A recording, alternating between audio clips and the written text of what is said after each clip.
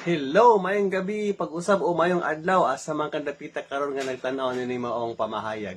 Now, gusto na kong tukion ang kanibitang apostolic succession nga manukad kuno sa pagka Santo Papa ni Pedro sa Roman Catholic Church.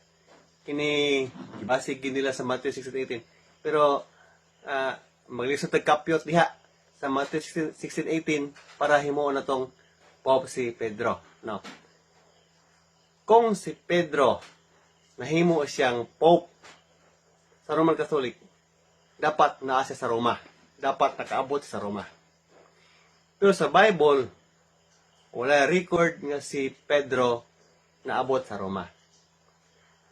Kung si Pedro gihimo pang Santo Papa sa Matthew 16:18, dapat nagkita sila ni Pablo dito sa Roma, diha nga si Pablo na bilanggo.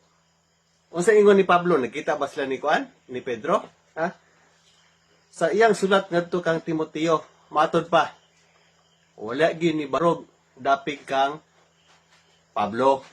No, 2 Timothy chapter 4 verse 16. Ingon si Pablo kang Timoteo, sa akong unang pagpanalipo dito sa hukmanan, walay usa nga milaban kanako. Ang tanan mibiya kanako. So, kung nahimo pang Santo Papa si Pedro, unya naabot siya sa Roma, imposible nga dili sila magkita ni Pablo para yang tabangan si Pablo samtang na bilanggo. Walay record nga si Pedro niabot sa Roma. Consequently, kung wala siya record abot sa Roma, dili siya Santo Papa. Nga naman, dapat as no Papa nasa Roma.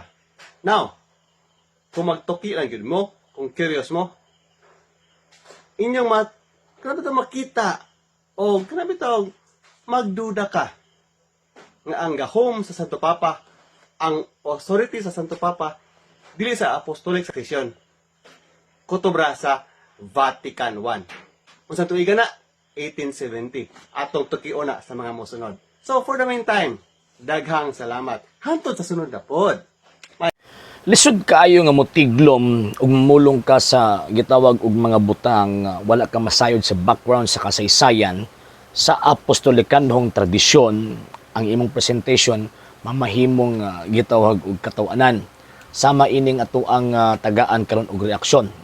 Wala ka kabalo sa tawag ining pundok ini ug sa kung pagkabalo born agoy ni.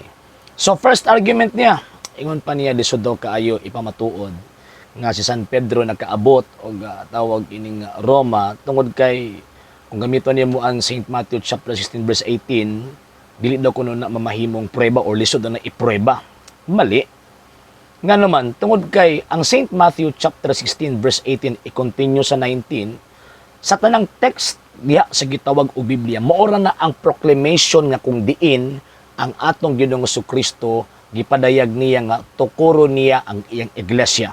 Ug sa tanang mga apostol usa lamang ang iyang gitagaag award nga diin pinaagi niya diha tukuron ang iyang gitawag og iglesia.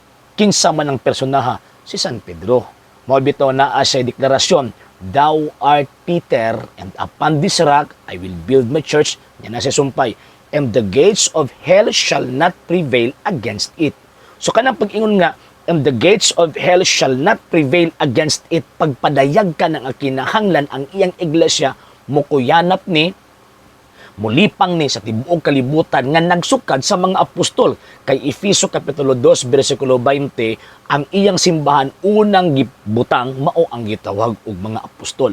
Og ang head of the apostles, walay lain nga diin gitudlo na San Pedro nga diha itukod ang iglesia, si San Pedro ra. Mabito pag-abot sa St. Matthew chapter 16 verse 19. I-take note ni tawag ining pot. I-take note na. Ini Biblia pa lang ko ha.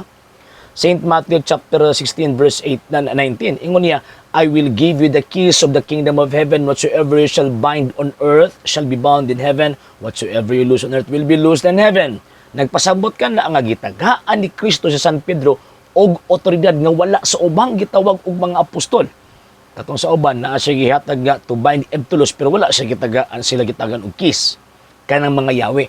And according sa tradisyon sa mga Hudyo, pag ang tao gani tagaan ganig Yahweh sa panimalay, buot ipasabot ka nang maong gitawag tawhana gitagaan og otoridad. Ug kana ang otoridad dili na simpleng human authority kundi divine authority sa hinungdan kay ang nag-confer sa iyaha, ang naghatag sa iyaha ang tag-iya nga Dios ni ining maong gitawag og simbahana.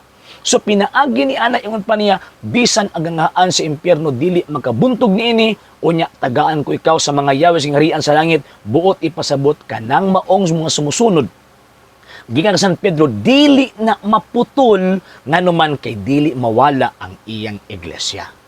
So naan ang maong gitawag og simbahan na kanunay ug kung naan ang simbahan na ay makita nga Pedro. So naami Pedro kani abdo sa 1st century. Karon pod makita ang Pedro pinaagi sa walay bugto nga kutay gikan ka San Pedro hangtod karon sa persona sa gitawag og Santo Papa. Ana number 1.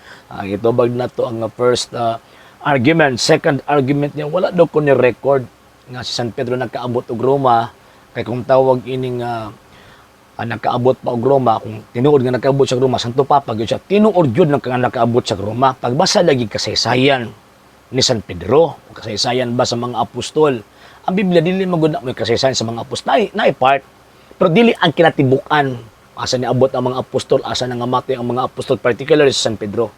Sa San Pedro from Jerusalem, naabot og tawag ining Antioquia to Asia Minor to Corinto to Rome.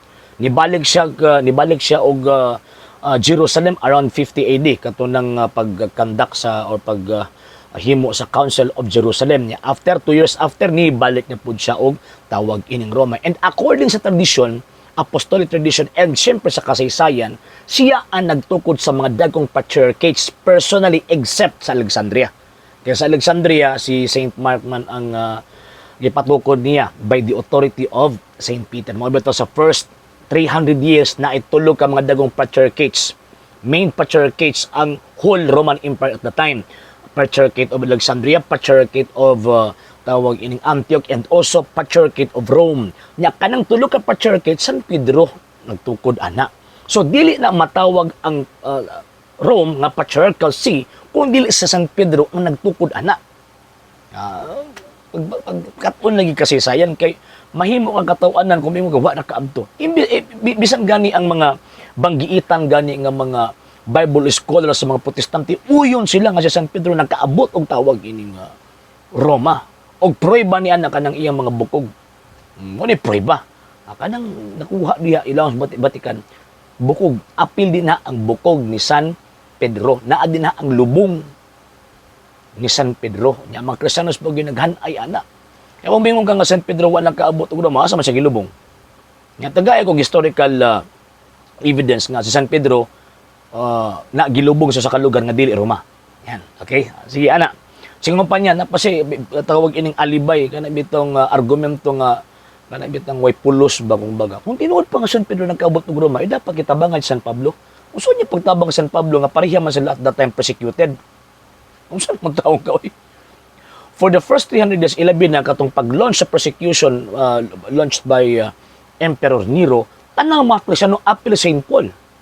Persecuted. O gani, gi-execute St. Paul sa ilalom sa pagmando ni Emperor Nero, kauban si San Pedro. Si San Pedro, sulod sa Roma, si San Pablo outside the wall of tawag ining Rome. Pareho sila, June 29, nangamatay. Mga bitaw nga, ang simbang Katolikan nagsaulog sa fiesta na San Pedro San Pablo Hunyo 29 kay mao na ang ilang kamatayon dito sa Roma. Nahitabo. Wala may record sa Biblia. Again, ang Biblia dili na siya kompletong record concerning sa apostolic journey. Dili oy, nalay gitawag og part pero wala nagpasabot nga diha na pagkakuto butanaw. Og ang pinakadako nga prueba based sa mga Bible scholars nga si San Pedro nagkaabot og Roma kanang first epistle of tawag ining Saint Peter. Mabito gitawag siya the Catholic epistles. Sa tradition lang gitawag siya Catholic epistles kanang 1 Peter chapter 5 verse 13 kanang niingon San Pedro nga ang simbahan dinhi sa Roma. Sa Tyndale version pero sa ubang mga version ang simbahan dinhi sa Babylonia. Unya kanang Babylonia sa panahon sa mga Kristiyano kana nga term, cryptic term na nga gina-refer nila referring to Rome. Mauna, wala gyud na lagi kana bitong magbasa lang ta magkatong-katon lang ta ba nga chismis ra pud ang ato ang tawag ining basis di tanawa mahimo kang katawanan ug maohon. Di ba?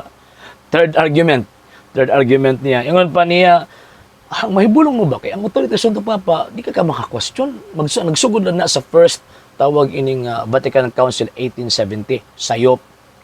Nga naman, before ang First Vatican Council, gi-practice o gi-exercise na sa Santo Papa ang iyang authority and power to bind and to loose.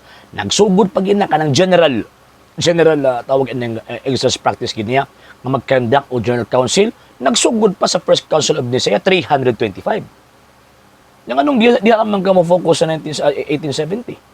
And na ang mga early fathers na mga statement concerning sa authority ni San Pedro as head of the apostles nga diin ilahang gidawat na nga San Pedro yun, ang Santo Papa yun, ang ulo. O, for example, ang statement ni Saint Cyprian, ang statement o sulat ni Saint Clement of Alexandria, kaning sulat ni Leo the Great, mga early 5th century. Pero kinang Saint Cyprian, si Clement of Alexandria, o Clement of Jerusalem, kanang maong mga tawahan na nagsulat na for the first 300 years nga ang Santo Papa gina-practice na nila ang ilang authority at the time. Magbadlong, magtudlo, o tawag ining magbatuto sa iyahang naginsakpan. Mao lagi na. Mo na kong gingon ba nga, lisod kayo ni mo kalabanon ang kamatuuran kay damor nga mamakaka. Unya na ay tao nga nakabalo, makit-an gyud nga namutbot ka. Okay? Sa hindi pa po nakapag-follow sa mga pages po natin, i-follow nyo po yung mga pages po natin, RJ Horolanciano II TV Apolia Punto Argumento page, Kuya Apologist TV page, and RJ's Vlog 2022.